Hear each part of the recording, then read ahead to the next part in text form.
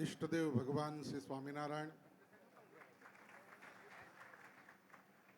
વડતાલ શ્રી લક્ષ્મીનારાયણ દેવ ગાદી પીઠાધિપતિ પરમ પૂજ્ય ધર્મ ધુરંધર 1008 આચાર્ય શ્રી અજેન્દ્ર પ્રસાદજી મહારાજ,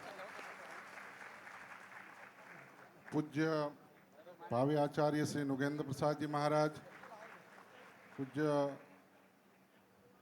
લાલજી મહારાજ શ્રી પુષ્પેન્દ્ર પ્રસાદજી મહારાજ, બંને બાળલાલજી મહારાજ, ઉપસ્થિત દરેક પૂજ્ય સંતો, વાલા પાર્ષદો અને શ્રીજી મહારાજના લાડીલા વાલા હરિભક્તો, ગુરુ પૂર્ણિમાના પાવન પ્રસંગે આપણે પરમ પૂજ્ય મહારાજશ્રીના ચરણોમાં ગુરુ ભાવના અર્પણ કરી રહ્યા છીએ. આપણે સૌ ભાગ્યશાળી છીએ કે આજે ગુરુ પૂર્ણિમાના પાવન પ્રસંગે આપણે આપણા ગુરુના ચરણોમાં બેઠા છીએ. આ ભાગ્યને, આ તક એને જે સમજી શકે એ જીવનમાં ભાગ્યશાળી છે. સ્વામિનારાયણ ભગવાને ઘોર કળયુગમાં પધારીને આપણા સૌના મોક્ષને, કલ્યાણને માટે આ ગુરુપદની સ્થાપના કરેલી છે. આ જગતની અંદર આપણે મનુષ્ય તરીકે આવ્યા છીએ. આપણે આપણા જીવનના લક્ષ્યને જો નહીં સમજીએ તો આપણો મનુષ્ય દેહ વ્યર્થ છે. આપણા શરીરની અંદર રહેલો જે આત્મા એ અજન્મા છે. કરોડો અબજો વર્ષથી આ પૃથ્વીની ઉપર જન્મ લે છે અને મૃત્યુ પામે છે. એમ કરતાં આપણા ભાગ્ય છે કે આવા અવસરની અંદર હિન્દુસ્તાન જેવા દેશની અંદર સ્વામિનારાયણ સંપ્રદાયના એક સત્સંગી તરીકે આપણને જન્મ મળ્યો છે. અને એમાંય આવા મહાપુરુષ પરમ પૂજ્ય ધર્મ ધુરંધર આચાર્ય શ્રી અજેન્દ્ર પ્રસાદજી મહારાજના ચરણોમાં આપણને બેસવાનો અવસર મળ્યો છે. અને આ અવસરે આપણે આપણા જીવનના લક્ષ્યને જો નક્કી કરી લઈએ, ભગવાનને પામવા માટે, ભગવાનને ઓળખીને એની ભક્તિ કરી અને જીવનને સફળ કરાવીએ તો જીવનની સફળતા છે. અને એ સફળતા ત્યારે જ આપણને પ્રાપ્ત થશે કે જ્યારે આપણે આપણા ગુરુનો સંપૂર્ણપણે આશ્રય સ્વીકારીને ગુરુ પ્રત્યે પરમ નિષ્ઠા આપણા જીવનની અંદર જ્યારે પ્રસ્થાપિત થશે ત્યારે જ એ પદ આપણને સમજાશે અને ત્યારે જ એ લક્ષ્ય સુધી આપણે પહોંચવા માટેનો સંકલ્પ કરી શકશું. ગુરુ ગુરુ બધા કરીએ છીએ, પણ મનથી માનેલા ગુરુને કરીએ છીએ. સ્વામિનારાયણ ભગવાનની આજ્ઞાથી આપણે જો વિચારીને ગુરુ મહિમા સમજશું તો આપણને લેશ માત્ર ગુરુની અંદર કોઈ દિવસ શંકા ઊભી નહીં થાય. આપણે અજેન્દ્ર પ્રસાદજી મહારાજને ગુરુ તરીકે સ્વીકારીએ છીએ, માનીએ છીએ. એ સ્વામિનારાયણ ભગવાનની આજ્ઞાને એના વચને માનીએ છીએ. માટે આપણા જીવનની અંદર એ કાયમી આપણા માઇન્ડની અંદર એ વાત બેસી રહેવી જોઈએ કે જે ભગવાન સ્વામિનારાયણ સંપ્રદાયની સ્થાપના કર્યા પછી દેશ વિભાગનો લેખ લખ્યો અને દેશ વિભાગના લેખની અંદર જે ગુરુ ગાદીની સ્થાપનાની વાત કરી છે એ સામાન્ય વાત નથી. આ જગતની અંદર દેશ વિભાગના લેખની અંદર મહારાજની આજ્ઞાને જો આપણે નહીં સમજી શકીએ તો ગુરુના મહિમાને અને ગુરુના પદને આપણે નહીં સમજી શકીએ. માટે અજેન્દ્ર પ્રસાદજી મહારાજ સ્વામિનારાયણ ભગવાનના વચને આચાર્ય મહારાજ શ્રી તરીકે બેઠા છે. અને સ્વામિનારાયણ સંપ્રદાયની અંદર ભગવાન સ્વામિનારાયણના વચનથી કોઈનું મોટું વચન નથી. અને હું તો એમ કહું કે વચન સ્વામિનારાયણ ભગવાનનું માનવું એ આપણા માટે અવશ્યમેવ છે. પણ કોઈ ઘડીભર કાયદાની અંદર વાત માનતો હોય, સંવિધાનથી વાત માનતો હોય,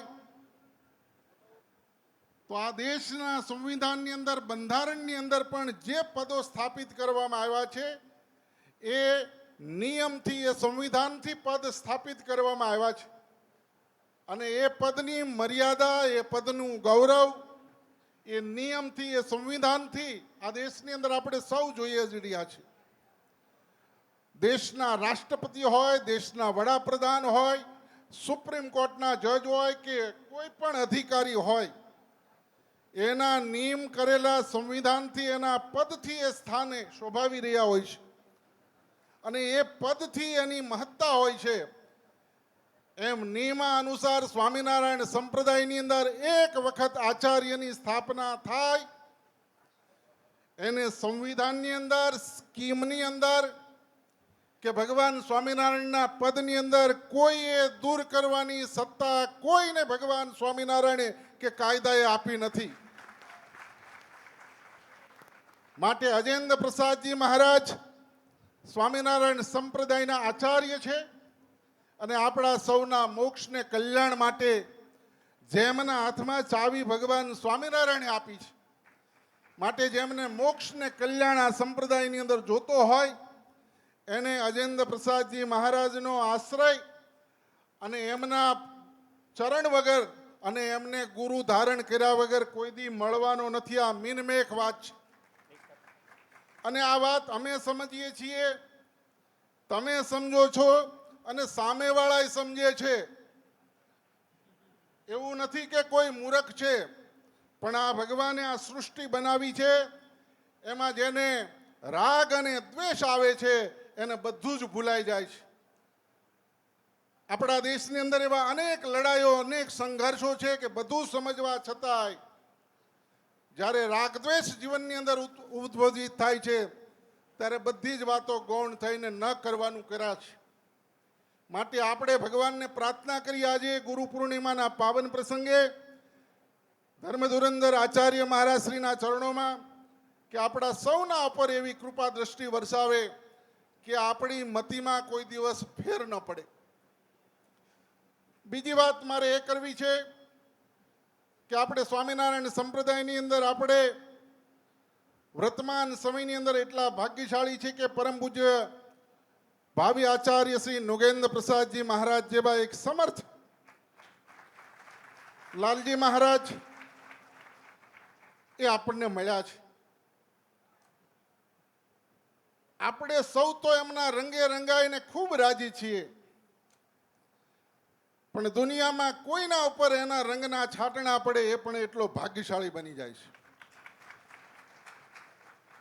જેમની સમજણ, જેમની કાર્ય કરવાની શક્તિ, જેમની ધૈર્યતા એ આજે આપણે આ રઘુવીર વાડીની અંદર જે માહોલ છે એ જોઈને કોઈને પણ સ્વીકારવી પડે.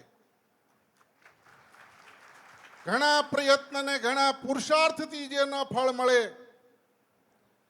ગમે એટલી તાકાત, ગમે એટલો પૈસો, ગમે એટલી સંગઠન શક્તિ, ગમે એવા શક્તિશાળી માણસોનું સમર્થન, છતાંય રઘુવીર વાડી જેવું વાતાવરણ ન સર્જાય.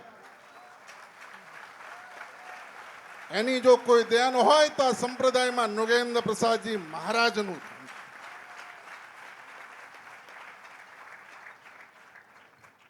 હું તો એમના માટે એટલું જ કહે કે ઘણા પદો ઉપર બેસીને ઘણા મહાપુરુષો આ દેશની અંદર થઈ ગયા છે, પણ નુગેન્દ્ર પ્રસાદજી મહારાજ સ્વામિનારાયણ સંપ્રદાયનું એક એવું વ્યક્તિત્વ છે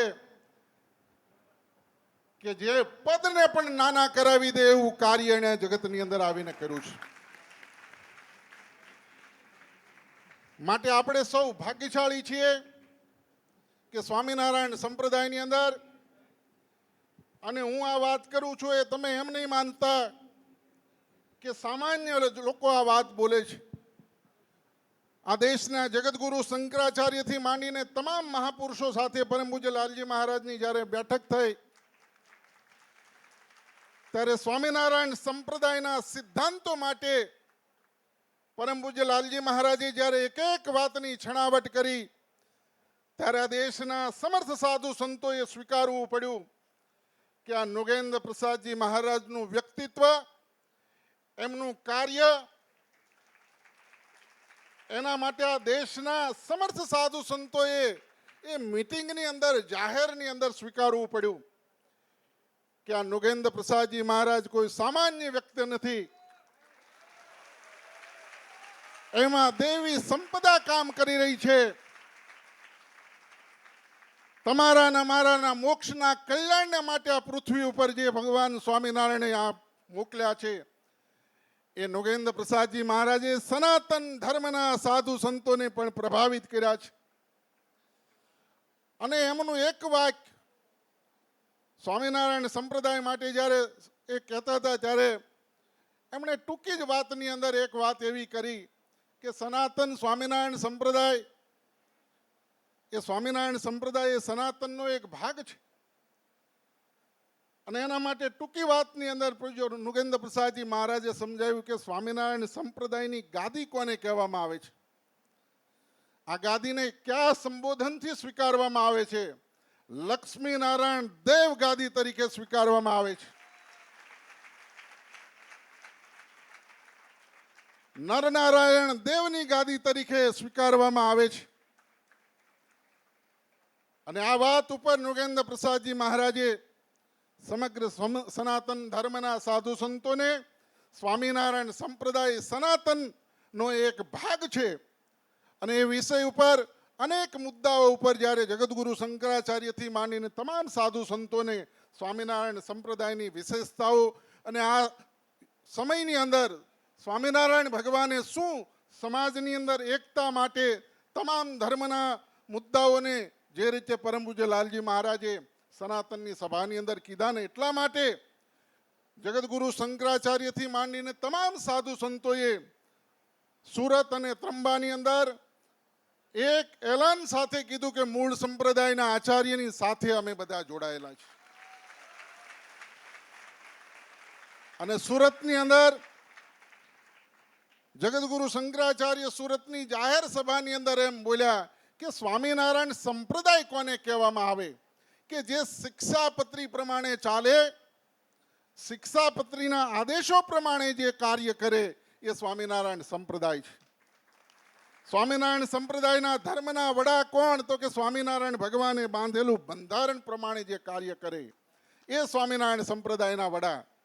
સ્વામિનારાયણ સંપ્રદાયનું મંદિર કયું? તો કે જે આચાર્ય અજેન્દ્ર પ્રસાદજી મહારાજની આજ્ઞા અને એમની જે મંદિરમાં જઈને પ્રતિષ્ઠા કરી હોય એ સ્વામિનારાયણ સંપ્રદાયનું મંદિર ગણાય. સ્વામિનારાયણ સંપ્રદાયનો સાધુ કોણ? તો કે અજેન્દ્ર પ્રસાદજી મહારાજે જેને દીક્ષા આપી હોય, જે એની આજ્ઞામાં વર્તતો હોય એ સ્વામિનારાયણ સંપ્રદાયનો સાધુ ગણાય.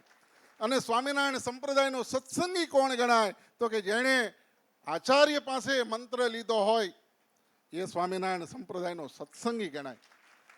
માટે આ બંધારણ પ્રમાણે, બાકી તો સ્વામિનારાયણ સંપ્રદાયમાં ઘણું ચાલે છે, પણ જેને મૂળ સંપ્રદાયમાં ભગવાન સ્વામિનારાયણના અક્ષરધામમાં જવું હોય એને આ વાત જીવનની અંદર સ્વીકારવી પડશે.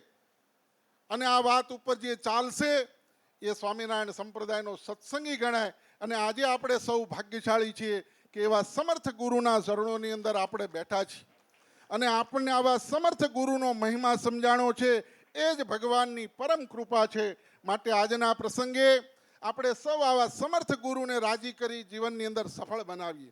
મારે છેલ્લી એક વાત કરી મારા વક્તવ્યને સમાપ્ત કરીશ કે ઘણા સ્વામિનારાયણ સંપ્રદાયની અંદર સાધુઓએ આચાર્ય અજેન્દ્ર પ્રસાદજી મહારાજની સાથે મતભેદ ઊભો કર્યો.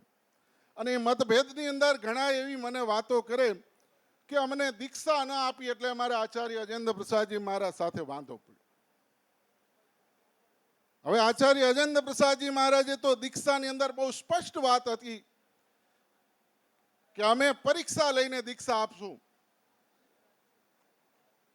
આજે સ્વામિનારાયણ સંપ્રદાયની અંદર જે પણ બાબતો આવી છે એ પરીક્ષા લીધા વગરની જે દીક્ષાઓ અપાણી એનું પરિણામ આજે આખો સંપ્રદાય ભોગવી રહ્યો છે. અને છતાંય તમારી ઘડીભર વાત માની લઈએ અમે કે તમને દીક્ષા બાબતમાં બહુ ખોટું લાગ્યું. આમ તો સ્વામિનારાયણ સંપ્રદાયના હરિભક્તોને હું કહું કે આ લડાઈ છે એ સાધુની જ છે. આમાં સાધુઓને વાંધો પડ્યો અને હરિભક્તો આ રાજા પ્રધાન અને લશ્કર આપણી રાજાશાહીની આ સિસ્ટમ હતી. પ્રધાન છે એ રાજાના આદેશ પ્રમાણે સૈનિકને બધી આજ્ઞાઓ અને સૂચનાઓ આપે, પણ પ્રધાન જ ખૂટલા નીકળ્યા. એટલે રાજાને ને સૈન્યને વચ્ચે જે અંતર પડ્યું એ ધર્મ ધુરંધર આચાર્ય અજેન્દ્ર પ્રસાદજી મહારાજ ને નોગેન્દ્ર પ્રસાદજી મહારાજે આ સૈન્યને ડાયરેક્ટ તાલીમ આપીને ઘડતર કર્યું છે કે સ્વામિનારાયણ ભગવાનના ધામની અંદર જવું હશે તો તમારે આ પ્રમાણે વર્તવું પડશે. આ સાધુના મનની અંદર એવું હતું કે અમને આચાર્ય મહારાજશ્રીએ દીક્ષા ન આપી, આ બાબતની અંદર વાંધો પડ્યો, અમારો હક છીનવાઈ જતો હતો. હવે આજે હું આ બધા સાધુને પૂછવા માંગુ છું, ખુલ્લા મનથી પૂછવા માંગુ છું કે તમે આ સ્વામિનારાયણ સંપ્રદાયના સત્સંગીઓ વડતાલની અંદર આવે, તમે એને ઉતારો નથી આપતા, તમે એનો ધર્માદો સ્વીકારતા નથી, તમે આ સત્સંગીઓ ઉપર એફઆઈઆરો દાખલ કરો છો, તમે આ સત્સંગીઓને ફાવે એમ અપમાન કરો છો. તમે કોઈ દિવસ વિચાર્યું કે આનાથી તમને શું પરિણામ મળવાનું છે? આ હજારો સત્સંગીઓ નારાજ થશે તો તમે એમ માનશો કે તમારા ઉપર ભગવાન રાજી થશે એમ? જે સત્સંગીઓને રાજી કરવા એ તમારી ડ્યુટી છે. જે સત્સંગીઓ કદાચ એને સમજણ ઓછી હોય અને કાંઈ માન અપમાન કરે તો તમારે સાધુતાના દાવે એને સમજાવવા એ તમારી ફરજ છે. એના બદલે હજારો સત્સંગીઓ અહીંયા તમારી પાસે ઉતારો લેવા માટે આવે અને તમે રાગ દ્વેષથી આ મારો ના તમારા ભાવથી ઉતારા નથી આપતા. તમે એના ઉપર એફઆઈઆરો દાખલ કરો. આ સત્સંગીઓને રેલી કાઢીને તમને આવેદનો પત્રો આપવા પડે અને છતાંય તમને સમજણ નથી પડતી. તમને ક્યાંક લાગે છે કે ભગવાન તમારા ઉપર રૂઠ્યા છે? ક્યાંક બુદ્ધિ તમારી નષ્ટ થઈ ગઈ છે કે હજારો સત્સંગીઓના હૃદયની ભાવનાને તમે નથી સમજી શકતા? માટે આજે ગુરુ પૂર્ણિમાના પાવન પ્રસંગે ધર્મ ધુરંધર આચાર્ય મહારાજ શ્રી પરમ પૂજ્ય લાલજી મહારાજ અને સમગ્ર ધર્મકુળના ચરણોમાં પ્રાર્થના કરું છું એક સાધુ તરીકે કે આપની પરમ કૃપા ઉતરે અને આ સત્સંગની અંદર કોઈ એવો દુષ્ટ જીવાત્મા હોય એને પણ આવી મતિ ન આવે કે હજારો સત્સંગીઓની ભાવના એ દુભવીને ભગવાનને રાજી કરવા માટેનો ખોટો વ્યર્થ પ્રયત્ન કરે. એમાં કોઈ દિવસ તમે સફળ નથી થવાના. એમાં હરિકૃષ્ણ મહારાજનો કોઈ દિવસ રાજીપો ન હોય, લક્ષ્મીનારાયણ દેવ આદિક દેવો એમાં કોઈ દિવસ રાજી ન હોય કે જેમાં સત્સંગીઓનું હૃદય ઉકળતું હોય. પૂજ્ય મહારાજ શ્રી લાલજી મહારાજ ધર્મકુળના હૃદયની તો હું વાત જ નથી કરતો, પણ આ સત્સંગીઓનું હૃદય જો તમે દુખાવતા હશો તો તમારા મોક્ષને કલ્યાણની વાત નથી. હસ્તિનાપુરની ગાદીએ બેઠી અને હસ્તિનાપુરના રાજ્યની અંદર રહેવાથી સલામતી નથી એમ સમજજો.